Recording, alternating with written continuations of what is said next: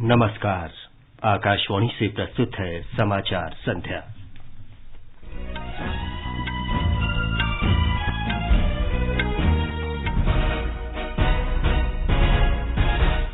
प्रधानमंत्री नरेंद्र मोदी और नेपाल के प्रधानमंत्री शेर बहादुर देउवा ने दोनों देशों के बीच साझेदारी में प्रगति की समीक्षा की। नेपाल में रुपे कार्ड की शुरुआत की गई और दोनों देशों के बीच यात्री रेल सेवा को झंडी दिखाकर रवाना किया गया।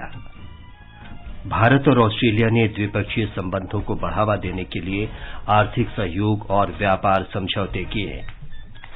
भारत और तुर्कमेनिस्तान आपसी व्यापार और ऊर्जा सहयोग बढ़ाने पर सहमत। रक्षा मंत्री राजनाथ सिंह ने कहा, देश की रक्षा और संरक्षा सरकार की सर्वोच्च प्राथमिकता। देश के विभिन्न भागों में पारंपरिक नव वर्ष मनाया जा रहा है। चैत्र नवरात्र पर्व आज से शुरू। पाकिस्तान के प्रधानमंत्री इमरान खान कल नेशनल असेंबली में अविश्वास प्रस्ताव का सामना करेंगे। आकाशवाणी समाचार प्रतियोगी परीक्षाओं की तैयारी के लिए आज से नया साप्ताहिक संवाद कार्यक्रम अभ्यास शुरू कर रहा है। और आईपीएल क्रिकेट में राजस्थान रॉयल्स ने मुंबई इंडियंस को 23 रन से हराया। पुणे में दिल्ली कैपिटल्स और गुजरात टाइटंस के बीच मुकाबला जारी।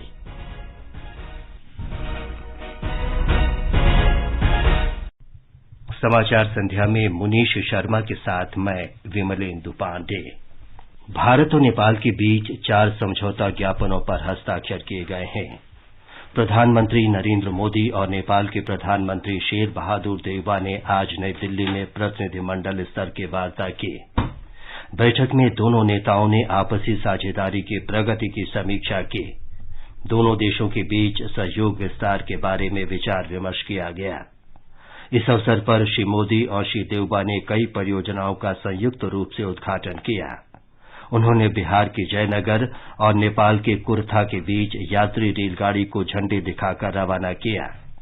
उन्होंने संयुक्त रूप से सोलू कॉरिडोर, 132 किलोवाट क्षमता की बिजली पारेषण लाइन और नेपाल में बिजली उपकेंद्र का भी उद्घाटन किया। दोनों नेताओं ने नेपाल में रुपे कार्ड का भी शुभारंभ किया। संवाददाता सम्मेलन में प्रधानमंत्री नरेंद्र मोदी ने कहा कि श्री देउवा ने दोनों देशों के संबंधों को मजबूत बनाने में प्रमुख भूमिका निभाई। उन्होंने कहा कि दोनों देशों के लोगों के बीच ऐसे आपसी संबंध दुनिया में कहीं भी नहीं हैं। हम दोनों सहमत हैं कि हमें पावर सेक्टर में सहयोग के अवसरों का पूरा लाभ उठाना चाहिए। हमारा joint vision statement on power corporation भविष्य में सहयोग का ब्लूप्रिंट साबित होगा। हमने पंचेश्वर परियोजना में तेज गति से आगे बढ़ने के महत्व पर जोर दिया है। ये प्रोजेक्ट इस क्षेत्र के विकास के लिए एक गेम चेंजर सिद्ध होगा। हमने भारतीय कंपनियों द्वारा नेपाल के हाइड्रो पावर डेवलपमेंट योजनाओं में और अधिक भागीदारी के विषय पर भी सहमति व्यक्त की। प्रधानमंत्री मोदी ने यह भी कहा कि नेपाल में रुपे कार्ड शुरू होने से हमारे आर्थिक संपर्क में एक नया अध्याय जुड़ेगा। श्री मोदी ने दोनों देशों के बीच रक्षा और संरक्षा संस्थानों के बीच सहयोग को और अधिक सुदृढ़ करने पर बल दिया। भारत और नेपाल के ओपन बॉर्डर्स का अवांछित तत्व द्वारा दुरुपयोग न किया जाए, इस पर भी आज हमने चर्चा की। अपनी डिफेंस और सिक्योरिटी संस्थाओं के बीच गहन सहयोग बनाए रखने पर भी हमने बल दिया। मुझे विश्वास है कि आज की हमारी बातचीत भारत नेपाल संबंधों के भविष्य के लिए महत्वाकांक्षी लक्ष्य निर्धारित करने के लिए कारगर सिद्ध होगी। नेपाल के प्रधानमंत्री देउवा ने कहा कि भारत नेपाल संबंधों के विभिन्न पहलुओं और मैत्रीपूर्ण और सार्थक बातचीत हुई। उन्होंने दोनों देशों के बीच मैत्री संबंधों को और प्रगाढ़ करने के लिए विचार विमर्श किया। विदेश सचिव हर्षवर्धन श्रृंगला ने कहा है कि भारत और नेपाल के बीच बातचीत रचनात्मक और प्रगतिशील रही, जिसमें सुरक्षा, विकास और व्यापार जैसे क्षेत्र शामिल थे। उन्होंने कहा कि नेपाल के प्रधानमंत्री ने कोविड महामारी के दौरान सहायता पहुंचाने के लिए प्रधानमंत्री मोदी का आभार व्यक्त किया। श्री श्रृंगला ने कहा कि नेपाल के प्रधानमंत्री की यात्रा का सबसे महत्वपूर्ण परिणाम ऊर्जा क्षेत्र में रहा है। उन्होंने कहा कि दोनों देशों ने उत्पादन से लेकर ट्रांसमिशन तक विद्युत व्यापार के समूचे परिदृश्य में सहयोग करने पर सहमति व्यक्त की। विदेश सचिव ने कहा कि विद्युत व्यापार के लिए श्री मोदी ने श्री देवबा को बताया कि नेपाल के बिजली निर्यात करने संबंधी प्रस्ताव मंजूर कर लिए गए हैं। उन्होंने कहा कि दोनों ही देशों ने पंचेश्वर परियोजना को आगे बढ़ाने के बारे में नई प्रतिबद्धता भी जताई। विदेश सचिव ने कहा कि इंडियन ऑयल कॉरपोरेशन और नेपाल ऑयल कॉरपोरेशन के बीच 2 समझौता ज्ञापनों पर हस्ताक्षर हुए हैं। इनमें से एक 5 साल की अवधि के लिए पेट्रोलियम उत्पादों की आपूर्ति के नवीकरण के लिए और दूसरा तकनीकी विशेषज्ञता को साझा करने से संबंधित है। हमारे संवाददाता ने खबर दी है कि रेल सेवा के उद्घाटन के दौरान भारत और नेपाल के कई गणमान्य व्यक्तियों तथा रेलवे अधिकारियों ने जयनगर से कुर्था की यात्रा की। यात्री कल से इस रेलगाड़ी से यात्रा कर सकते हैं। भारत और नेपाल के नागरिकों को यात्रा के दौरान फोटो पहचान पत्र रखना अनिवार्य होगा। ट्रेन के यात्रियों पर नजर रखने के लिए जयनगर और नेपाल के इनरवा में कस्टम चेक पोस्ट बनाए गए हैं। जयनगर और कुर्था के बीच रेल सेवा शुरू होने से मिथिलांचल के लोग काफी खुश हैं। हम राम श्रृंगार पांडे मधुबनी जिला कनेल गांव से बाजि रहल छी। भारत और नेपाल के बीच भारत सरकार के अहम योगदान छै जे प्रयास से रेलवे सेवा बहाल भेलैया। आब भारत के लोग नेपाल आ नेपाल के लोग भारत सुगमता पूर्वक आबि सकता। विदेश मंत्रालय ने भारत और नेपाल के बीच महत्वाकांक्षी रेल परियोजना के लिए 784 करोड़ रुपए आवंटित किए हैं। बीजलपुरा और कुर्था के बीच रेल परियोजना पूरी हो चुकी है। दूसरी ओर बीजलपुरा और बर्दीबाद के बीच 64 किलोमीटर रेल खंड का निर्माण कार्य युद्ध स्तर पर जारी है। आकाशवाणी समाचार के लिए पटना से कृष्ण कुमार लाल। भारत और ऑस्ट्रेलिया ने आज आर्थिक सहयोग और व्यापार समझौते पर हस्ताक्षर किए। वाणिज्य और उद्योग मंत्री पीयूष गोयल और ऑस्ट्रेलिया के व्यापार, पर्यटन और निवेश मंत्री डैन टेन ने समझौते पर हस्ताक्षर किए। प्रधानमंत्री नरेंद्र मोदी और ऑस्ट्रेलिया के प्रधानमंत्री स्कॉट मॉरिसन की वर्चुअल माध्यम से इस अवसर पर उपस्थित थे। प्रधानमंत्री नरेंद्र मोदी ने कहा कि समझौते को बहुत कम समय में अंतिम रूप दिया गया। इससे भारत और ऑस्ट्रेलिया के बीच आपसी विश्वास का पता चलता है। यह हमारे द्विपक्षीय रिश्तों के लिए सचमुच एक वाटरशेड मोमेंट है। हमारी अर्थव्यवस्थाओं के बीच एक दूसरे की आवश्यकताओं को पूरा करने का बहुत पोटेंशियल है। मुझे पूरा विश्वास है कि इस एग्रीमेंट से हम इन अवसरों का पूरा लाभ उठा पाएंगे। ऑस्ट्रेलिया के प्रधानमंत्री स्कॉट मॉरिसन ने कहा कि भारत और ऑस्ट्रेलिया के बीच सहयोग में उल्लेखनीय प्रगति हुई है। इस समझौते से कई क्षेत्रों में दोनों देशों के लिए आर्थिक साझेदारी के नए रास्ते खुलेंगे। श्री पीयूष गोयल ने इस दिन को ऐतिहासिक बताते हुए कहा कि दोनों देशों के बीच वस्त्र, सूचना प्रौद्योगिकी और औषधि उद्योग सहित कई क्षेत्रों में अपार संभावनाएं हैं। उन्होंने कहा कि समझौते से आपसी संबंध और अधिक प्रगाढ़ होंगे। I'm grateful that Australia has agreed to resolve a long pending double taxation agreement arrangement issue which was going on for some time between our IT sector, our Indian IT industry providing high quality, very valuable services to support the Australian economy. That issue has also been finally resolved between the two countries. ये समाचार हमारी website newsonair.com/hindi और हमारे mobile app news on AIR पर भी उपलब्ध हैं। क्या आप कॉम्पिटिटिव एग्जाम की तैयारी कर रहे हैं? ऑल इंडिया रेडियो के नए प्रोग्राम अभ्यास में हमारे विशेषज्ञ आपके सवालों का देंगे जवाब। शनिवार रात 9:30 बजे FM गोल्ड पर। इस बार का विषय है इंडियन पॉलिटी एंड कॉन्स्टिट्यूशन। आप इससे जुड़े सवाल व्हाट्सएप करें 9289094044 पर या सवाल ईमेल भी कर सकते हैं abhyas.airnews@gmail.com पर। भारतीय संविधान और राजनीति विषय पर आपके प्रश्न हमें 5 अप्रैल तक मिल जाने चाहिए। आपका अभ्यास हमारा प्रयास। समाचार संध्या में आपका फिर स्वागत है। राष्ट्रपति रामनाथ कोविंद और तुर्कमेनिस्तान के राष्ट्रपति दोनों देशों के बीच संबंधों को और मजबूत करने के लिए द्विपक्षीय व्यापार और ऊर्जा सहयोग का विस्तार करने पर सहमत हुए। राष्ट्रपति रामनाथ कोविंद और तुर्कमेनिस्तान के राष्ट्रपति गुरबांगुली बर्दीमुखामेदोव ने आज अशबकात में प्रतिनिधिमंडल स्तर की वार्ता की और विभिन्न क्षेत्रीय और अंतर्राष्ट्रीय मुद्दों पर विचार विमर्श भी किया। एक रिपोर्ट। वार्ता के दौरान भारत और तुर्कमेनिस्तान के बीच कई समझौता ज्ञापनों पर भी हस्ताक्षर किए गए। बैठक में दोनों देशों के बीच द्विपक्षीय संबंधों की वर्तमान स्थिति और भावी संभावनाओं पर चर्चा हुई। दोनों नेताओं ने क्षेत्रीय और अंतर्राष्ट्रीय महत्व के मुद्दों पर भी विचार किया। दोनों देशों ने बहुआयामी साझेदारी, आर्थिक और द्विपक्षीय संबंधों को और मजबूत करने के प्रयासों को तेज करने पर भी सहमति व्यक्त की। राष्ट्रपति रामनाथ कोविंद ने कहा कि भारत की वित्तीय खुफिया इकाई और तुर्कमेनिस्तान की वित्तीय निगरानी सेवा के बीच हुए प्रस्तावित समझौते से दोनों देशों के बीच आर्थिक सहयोग का ढांचा और मजबूत होगा। तुर्कमेनिस्तान के राष्ट्रपति ने कहा कि भारत द्वारा ईरान में निर्मित चाबहार बंदरगाह का उपयोग भारत और मध्य एशिया के बीच व्यापार बढ़ाने के लिए किया जा सकता है। तुर्कमेनिस्तान के राष्ट्रपति ने कहा कि उनका देश भारत मध्य एशिया शिखर सम्मेलन ढांचे में भारत के लिए एक महत्वपूर्ण भागीदार है और दोनों देश भारत मध्य एशिया शिखर सम्मेलन में तय की गई रूपरेखा के तहत सहयोग और बढ़ाने पर सहमत हुए हैं। राष्ट्रपति ने कहा कि दोनों देशों ने आपदा प्रबंधन जैसे नए क्षेत्रों की पहचान की है। इस बारे में दोनों देशों के बीच समझौता ज्ञापन पर हस्ताक्षर किए गए हैं। समाचार कक्ष से जागृति शर्मा। रक्षा मंत्री राजनाथ सिंह ने कहा है कि देश की सुरक्षा और संरक्षा सरकार की सर्वोच्च प्राथमिकता है। उन्होंने कहा कि देश की एकता और अखंडता की रक्षा के लिए सभी प्रयास किए जा रहे हैं।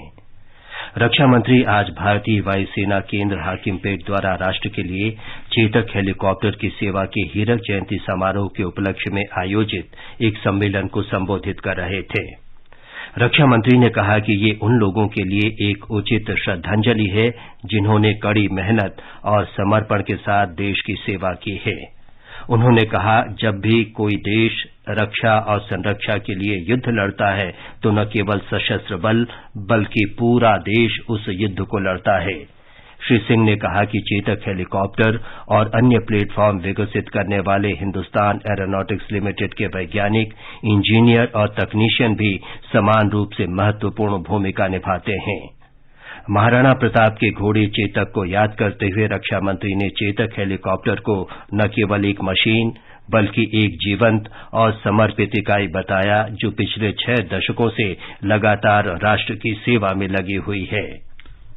आगे बढ़ने से पहले मुख्य समाचारों पर एक नजर। प्रधानमंत्री नरेंद्र मोदी और नेपाल के प्रधानमंत्री शेर बहादुर देउबा ने दोनों देशों के बीच साझेदारी में प्रगति की समीक्षा की। नेपाल में रुपे कार्ड की शुरुआत की गई और दोनों देशों के बीच यात्री रेल सेवा को झंडी दिखाकर रवाना किया गया। भारत और ऑस्ट्रेलिया ने द्विपक्षीय संबंधों को बढ़ावा देने के लिए आर्थिक सहयोग और व्यापार समझौते किए। भारत और तुर्कमेनिस्तान आपसी व्यापार और ऊर्जा सहयोग बढ़ाने पर सहमत हो गए हैं।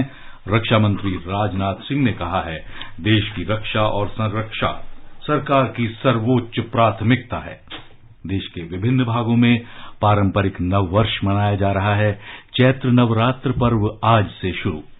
पाकिस्तान के प्रधानमंत्री इमरान खान कल नेशनल असेंबली में करेंगे अविश्वास प्रस्ताव का सामना। आकाशवाणी समाचार प्रतियोगी परीक्षाओं की तैयारी के लिए आज से एक नया साप्ताहिक संवाद कार्यक्रम अभ्यास शुरू कर रहा है और आईपीएल क्रिकेट में राजस्थान रॉयल्स ने मुंबई इंडियंस को 23 रन से हराया है। पुणे में दिल्ली कैपिटल्स और गुजरात टाइटंस के बीच कड़ा मुकाबला जारी।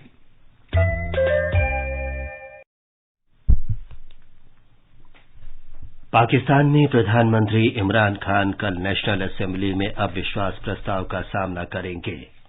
पाकिस्तान तहरीक इंसाफ पार्टी पीटीआई ने आज सुप्रीम कोर्ट में एक याचिका दायर कर नेशनल असेंबली की कार्यवाही स्थगित करने की मांग की।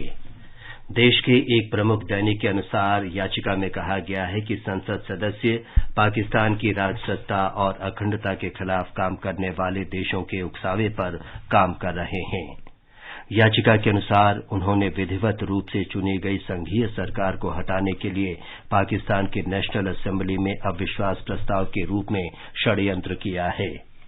विपक्ष के इस कदम के पीछे विदेशी साजिश का आरोप लगाते हुए इमरान खान ने कहा कि वे त्यागपत्र देने के बजाय शीघ्र चुनाव कराना पसंद करेंगे। 342 सदस्यीय नेशनल असेंबली में इमरान खान सरकार को अविश्वास मत को परास्त करने के लिए कम से कम 172 सदस्यों की आवश्यकता होगी। भारतीय नववर्ष विक्रम संवत, जिसे नव संवत्सर भी कहते हैं, आज से शुरू हो गया है और आज से ही नवरात्र भी शुरू हो गए हैं।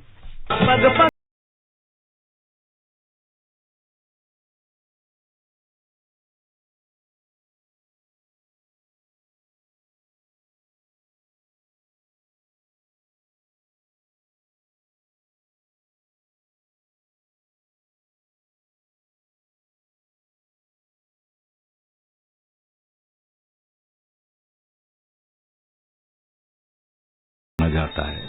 तेलंगाना, आंध्र प्रदेश और कर्नाटक में नववर्ष को उगादि के रूप में मनाया जाता है।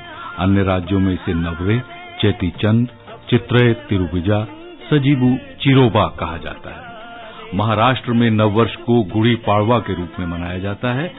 राष्ट्रपति, उपराष्ट्रपति और प्रधानमंत्री ने इस अवसर पर देशवासियों को शुभकामनाएं दी हैं।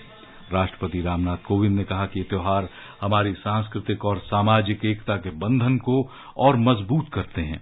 उपराष्ट्रपति एम वेंकैया नायडू ने अपने संदेश में कहा कि ये सभी त्योहार हमारी समृद्ध सांस्कृतिक विविधता और अंतर्निहित एकता को भी दर्शाते हैं।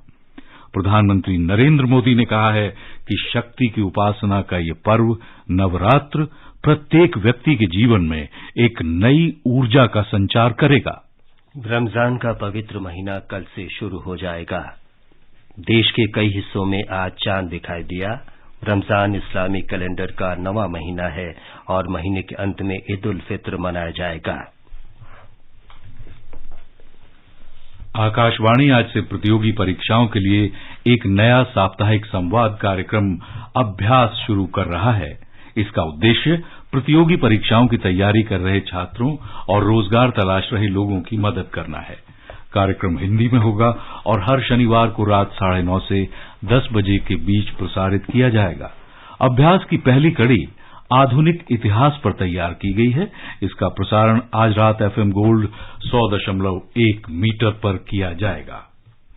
इस कार्यक्रम को ट्विटर पर @AIR News Alerts या AIR news official YouTube channel और न्यूज ऑन AIR ऐप पर भी देख या सुन सकते हैं। आइए अभ्यास कार्यक्रम में शामिल होने के लिए हर शनिवार रात 9:30 बजे FM गोल्ड 100.1 पर जुड़िए हमसे। क्या आप कॉम्पिटिटिव एग्जाम की तैयारी कर रहे हैं? ऑल इंडिया रेडियो के नए प्रोग्राम अभ्यास में हमारे विशेषज्ञ आपके सवालों का देंगे जवाब। शनिवार रात 9:30 बजे FM गोल्ड पर। इस बार का विषय है इंडियन पॉलिटी एंड कॉन्स्टिट्यूशन। आप इससे जुड़े सवाल व्हाट्सएप करें 9289094044 पर या सवाल ईमेल भी कर सकते हैं abhyas.airnews@gmail.com पर। भारतीय संविधान और राजनीति विषय पर आपके प्रश्न हमें 5 अप्रैल तक मिल जाने चाहिए। आपका अभ्यास हमारा प्रयास। IPL क्रिकेट में मुंबई में राजस्थान रॉयल्स ने मुंबई इंडियंस को 23 रन से हरा दिया है। जीत के लिए 194 लक्ष्य के जवाब में मुंबई इंडियंस 8 विकेट के नुकसान पर 170 रन ही बना सके। राजस्थान रॉयल्स ने निर्धारित 20 ओवर में 8 विकेट के नुकसान पर 193 रन बनाए थे। मुंबई इंडियंस की टूर्नामेंट में लगातार ये दूसरी हार है। एक अन्य मैच में पुणे में दिल्ली कैपिटल्स के साथ खेलते हुए गुजरात टाइटंस ने ताजा समाचार मिलने तक 9 ओवर में 2 विकेट पर 58 रन बना लिए थे।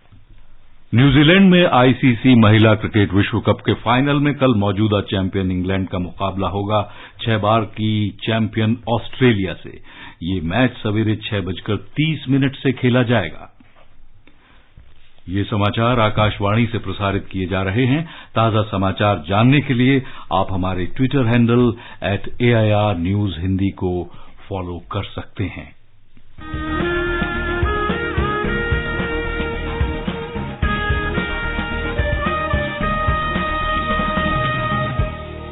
आजादी के आंदोलन के खजाने में ऐसे ढेरों शब्द जिन्होंने बदल दिए इतिहास, तारीख बदलने वाले लफ्जों पर आकाशवाणी समाचार प्रसारित कर रहा है विशेष कार्यक्रम धरोहर हर सोमवार।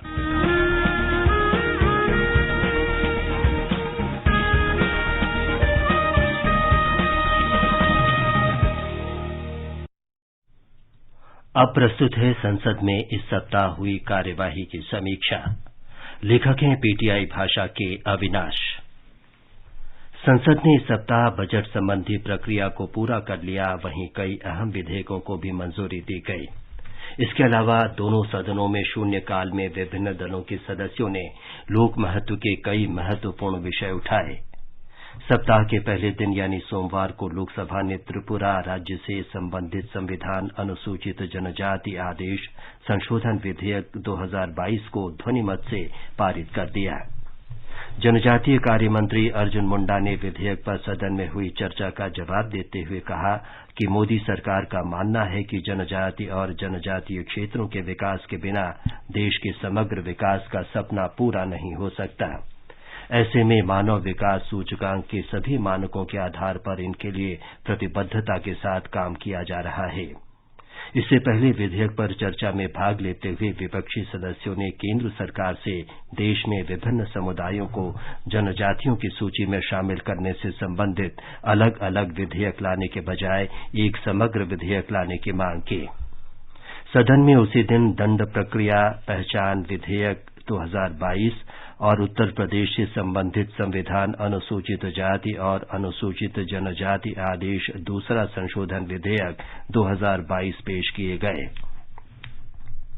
उधर सोमवार को राज्यसभा की कार्यवाही की शुरुआत हंगामे के साथ हुई। इस वजह से उच्च सदन की बैठक शुरू होने के कुछ ही देर बाद दोपहर 12 बजे तक के लिए स्थगित कर दी गई। सदन की कार्यवाही आरंभ होने पर सभापति एम वेंकैया नायडू ने बताया कि विभिन्न सदस्यों ने पेट्रोल और डीजल की कीमतों में वृद्धि सहित अन्य मुद्दे उठाए। हंगामे को देखते हुए कार्यवाही दोपहर 12 बजे तक के लिए स्थगित कर दी गई।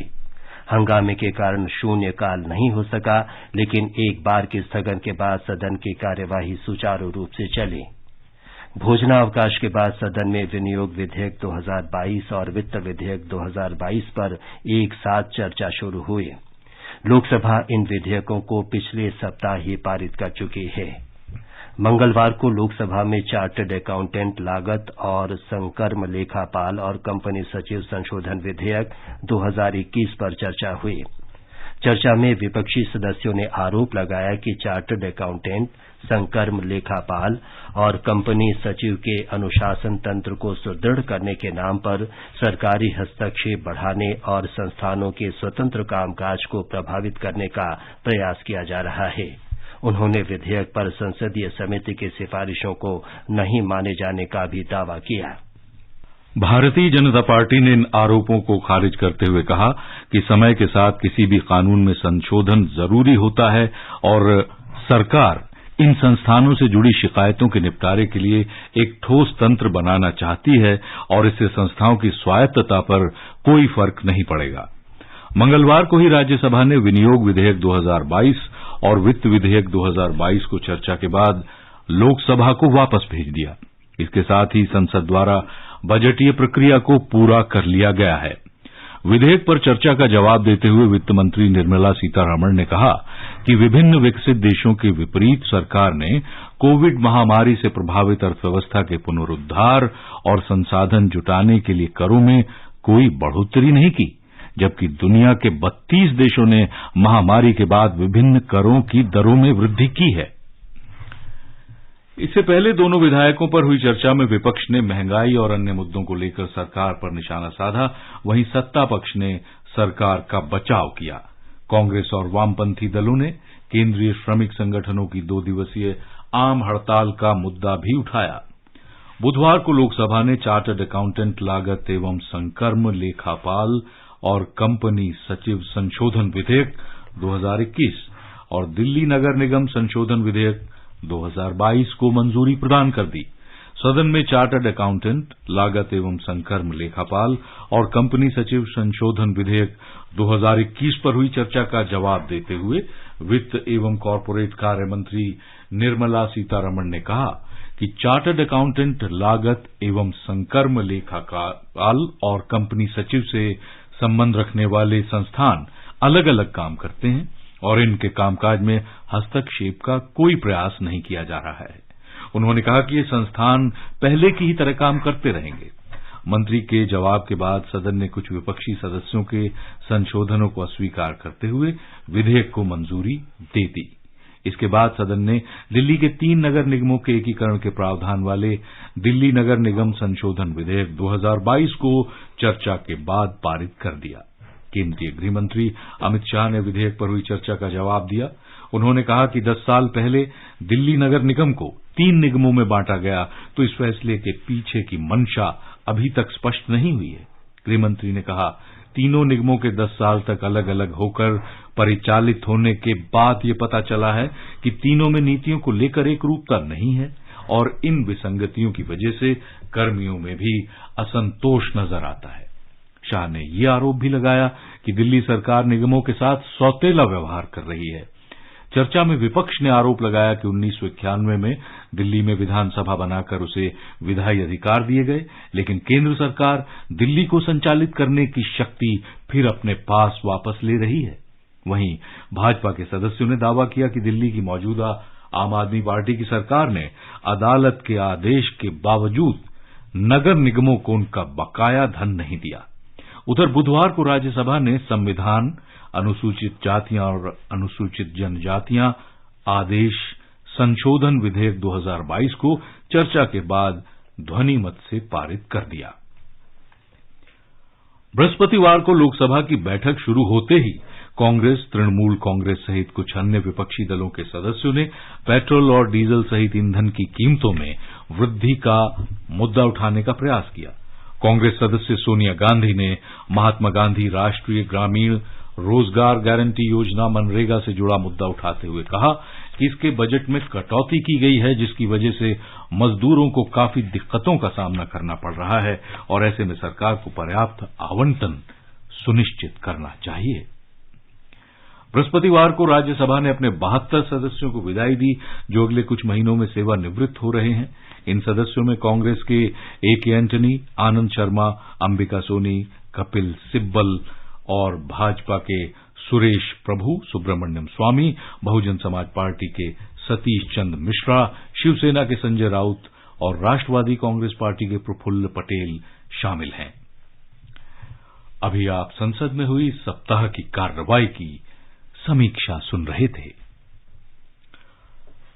यदि आप खाद्य व्यवसायी हैं तो आपके पास FSSAI का लाइसेंस होना चाहिए या आप इसके साथ पंजीकृत होने चाहिए। लाइसेंस और पंजीकरण के लिए FOSCOS पोर्टल foscoc.gov.in/ पर विजिट करें या FSSAI हेल्पलाइन नंबर 1800112100 पर कॉल करें।